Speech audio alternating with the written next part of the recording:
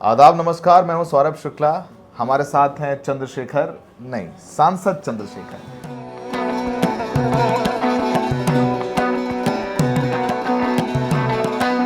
चंद्रशेखर जी, आपसे इतनी बार मुलाकात बात हुई, कहीं कहीं प्रोटेस्ट में, कहीं थाने के अंदर, कहीं एक आध बार तो फरारी में बात हुई।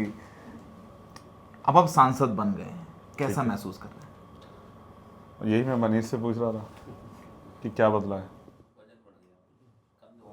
जिम्मेदारी बढ़ गई है। आपको याद है जब टाइम्स मैगजीन ने मेरा नाम जो है भारत के जो है दुनिया के 100 बढ़ते नेताओं में छपवाया, किस बात पे छपवाया मुझे नहीं पता। शायद वो किसान प्रोटेस्ट की या सीए प्रोटेस्ट की या दिल्ली में गुरु रविदास जी का जो प्रोटेस्ट था या और मेरे इतने सारे जो प्रोटेस्ट शायद उनकी देन हो।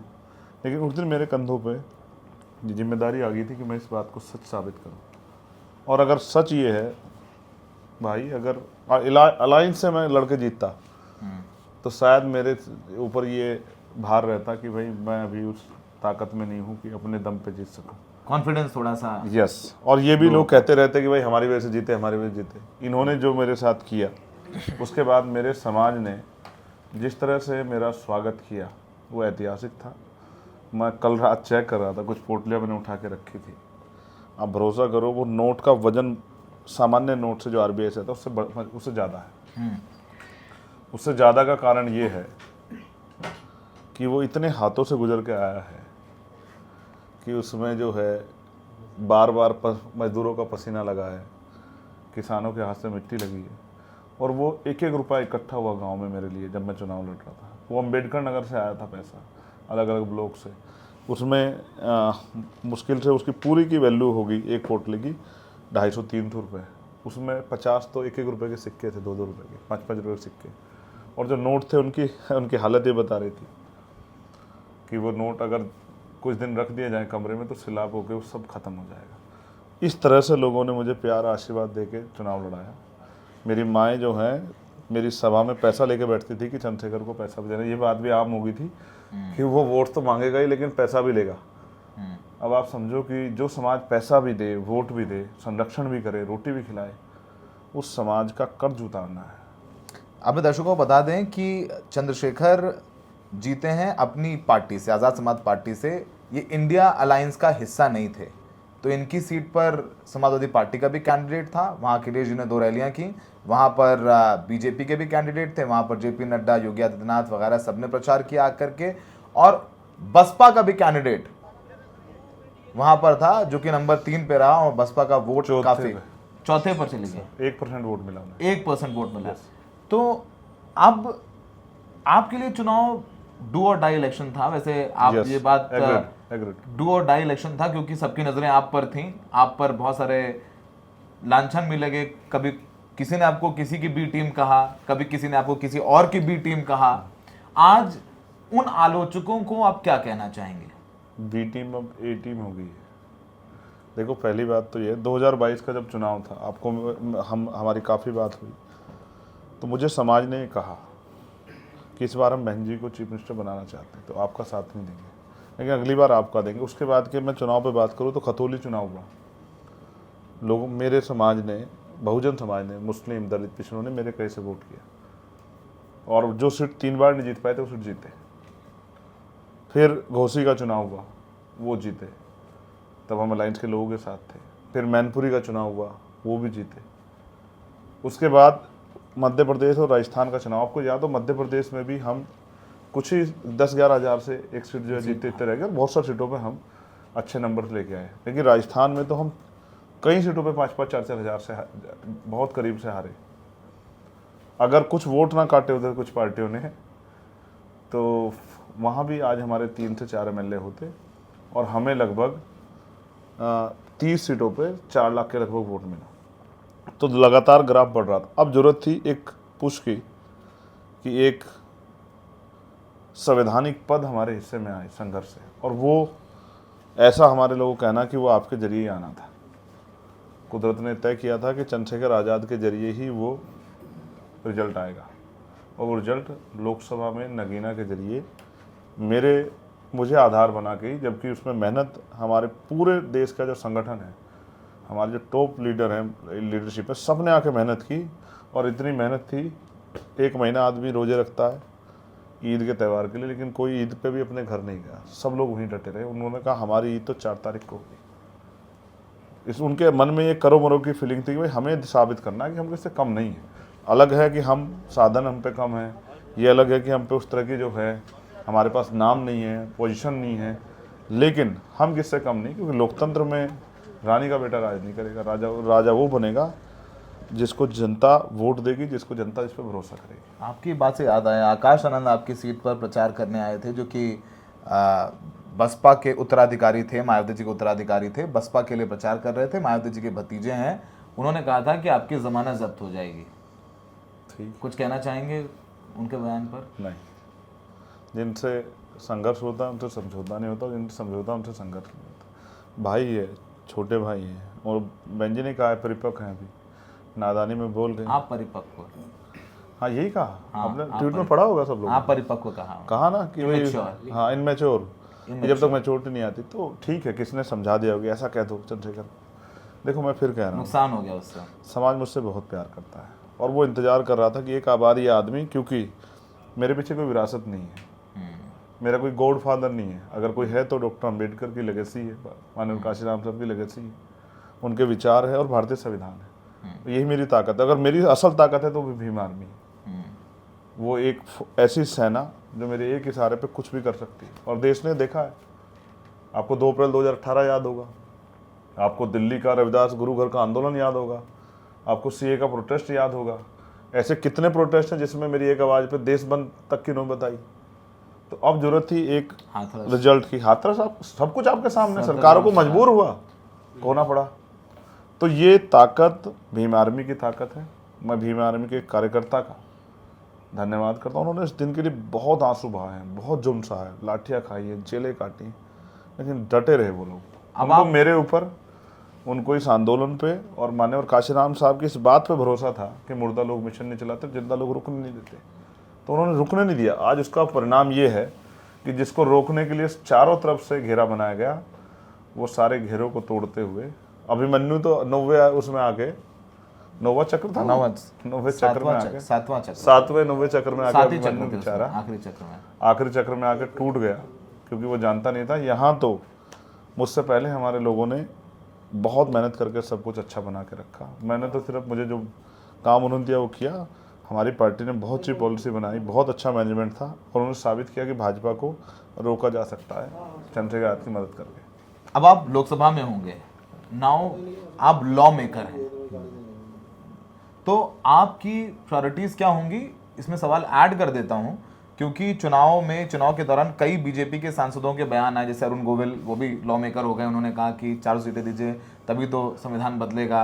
या लल्लू सिंह चुनाव हार गए फैजाबाद अयोध्या से, उन्होंने संविधान बदलने संशोधन की बात की। ज्योति मृधा ने बात की।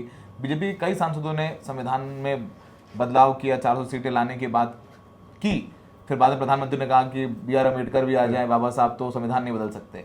अगर ऐसा कुछ हुआ, मसला हुआ कि 19-20 वैसे बीजेपी की पूरी मेजॉरिटी नहीं है, खुद उनके साथ TDP और JDU है, लेकिन फिर भी आपका क्या रुख रहेगा लोकसभा में? क्या तेवर रहेंगे आपके? देखो, पहली बात तो अब जान लो, भारतीय संविधान एक जीवित पुस्तक है, वो जीवन शैली है,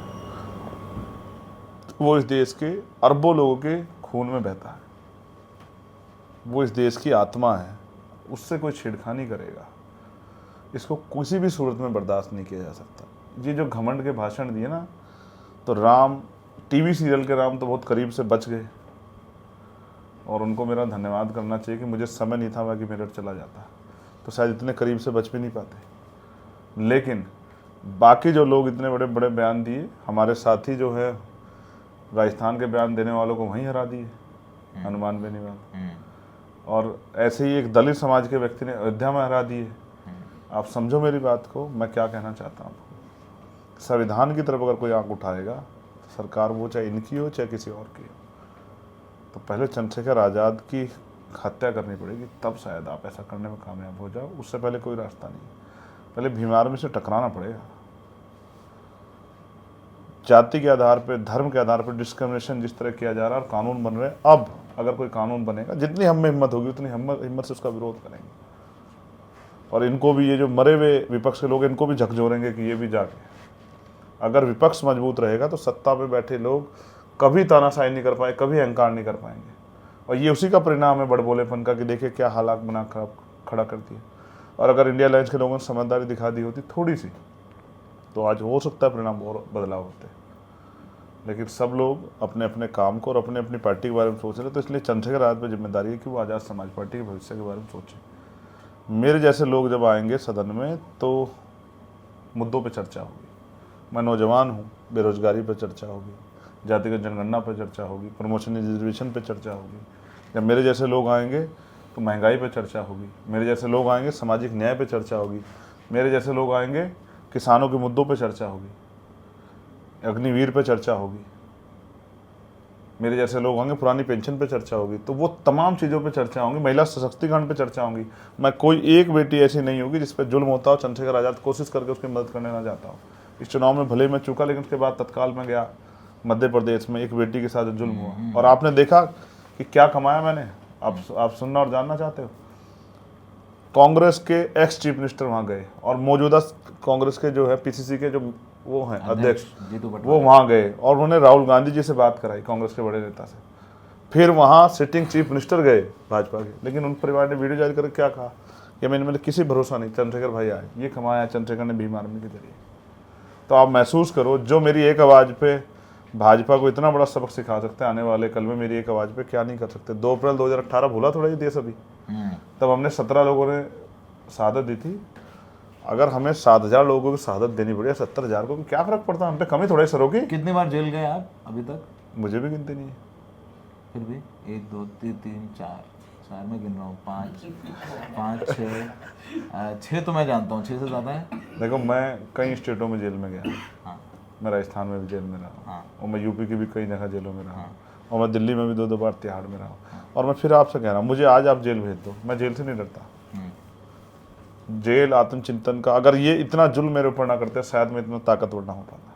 और कुदरत ने समय समय पर लोग भेजे मेरे पास, मुझे सिखाने के लिए, समझाने के लिए। मैं छल कपट की बात नहीं करता हूँ, राजनीति मुझसे छल कपट की नहीं होती, झूठ बोलने की नहीं होती। मैं तो ये भी नहीं कह सकता किसी को, अगर मैंने किसी को कह दिया कि तुम्हें चुनाव लड़ाऊंगा, बाद में अगर उससे अच्छा प्रत्याशी है तो मैं इसको मना भी नहीं कर सकता हूँ। इस चुनाव मैंने कई चुनाव में देख लिया, मुझसे कहते हैं पार्टी के लोग, तो अब तो उन्होंने मुझे कह दिया आप किसी को कमिटमेंट मत क्या करो।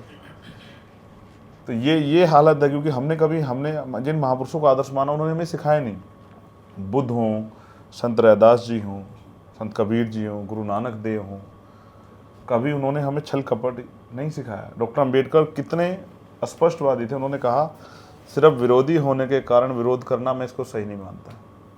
मैं भाजपा का विरोधी हूँ, लेकिन अगर भाजपा कोई अच्छी चीज़ करेगी तो जरूर नहीं कि मैं जाकर जबरदस्ती उनका विरोध करूँगा। लेकिन भाजपा अगर कोई गलत चीज़ करेगी या कांग्रेस भी कोई गलत चीज़ करेगी तो उनको चंद्रशेखर आज़ाद का विरोध झेलना पड़ेगा। मेरा साथी भी कोई गलत काम करेगा तो मैं उसका विरोध करूँगा। आखिरी सवाल आपसे, आपने अब आगे यूपी में असेंबली चुनाव है, हरियाणा में असेंबली चुनाव है, उससे पहले उपचुनाव है सर। उपचुनाव है। हाँ, सभी चुनाव लड़ते मिलेंगे आपको, सारे चुनाव लड़ेंगे। यस। अच्छा, 10 उपचुनाव है। अब तक चूंकि बहुत सारी चीज़ें मतलब ऑन कैमरा नहीं कहता मैं, ऑन कैमरा नहीं कह सकता हूँ, लेकिन अक्सर आप विपक्ष के नेताओं के पास गए, छोड़ दिया जाना। अब जाएंगे कि अब उनको बुलाएंगे अपने पास? नहीं, मैं कोई अहंकार नहीं रखता हूँ। मैं अपनी पार्टी का काम करूँगा। कोई मुझसे बात करना चाहेगा, मैं उससे बात करूँगा। पार्टी के लोगों से कहूँगा कि वो वार्ता कर लें। मेरे अंदर कोई अहंकार नहीं, मगर मैं अब अपने लोगों के लिए पावर चाहता हूँ, क्योंकि मैं मानता हूँ पावर नहीं होगी, पॉलिटिकल पावर नहीं होगी तो मैं उनकी कोई मदद नहीं कर पाऊँगा। और मैं उनकी मदद के लिए राजनीति कर रहा हूँ, ना कि अपनी मदद के लिए। अपनी मदद तो मैं सेल्फी में अपना घर चला सकता हूँ। अगर मैं जो लोग सेल्फी लेते हैं उनसे कह दूं कि भाई मुझे खर्चे के पैसे दे, तो इसी में मेरा घर चल जाएगा। इतना प्यार करते हैं लोग मुझे। मगर मैं उस समाज का अपने धन्यवाद दूंगा जिन्होंने मेरे एक इशारे पे मेरा इतना अनादर करने के बाद भी विपक्ष को इतनी ताकत दी। लेकिन अब आप सोचिए, अब वो जिस दिन मेरे साथ खड़े होंगे तब आप चंद्रशेखर की ताकत को महसूस करके देखिए। एक बड़ा बदलाव आया है राजनीति में, और खासकर उत्तर प्रदेश में, क्योंकि एक्टिविस्ट और समाज में लड़ाई लड़कर सांसद बने चंद्रशेखर अब संसद में होंगे, और देखना होगा कि इसका रिएक्शन क्या होगा जो परंपरागत वोट बसपा के पास था, जो इस चुनाव में छटकता हुआ नजर आया, क्या चंद्रशेखर पर ताकत आने के बाद, यानी सांसद बनने के बाद, क्या उन पर शिफ्ट होगा, जो कि इस चुनाव में होता हुआ नजर आ रहा है? तो पॉलिटिक्स बहुत दिलचस्प होती जा रही है और चंद्रशेखर के तेवर भी इस लोकसभा में देखने वाले रहेंगे। बहुत बहुत शुक्रिया।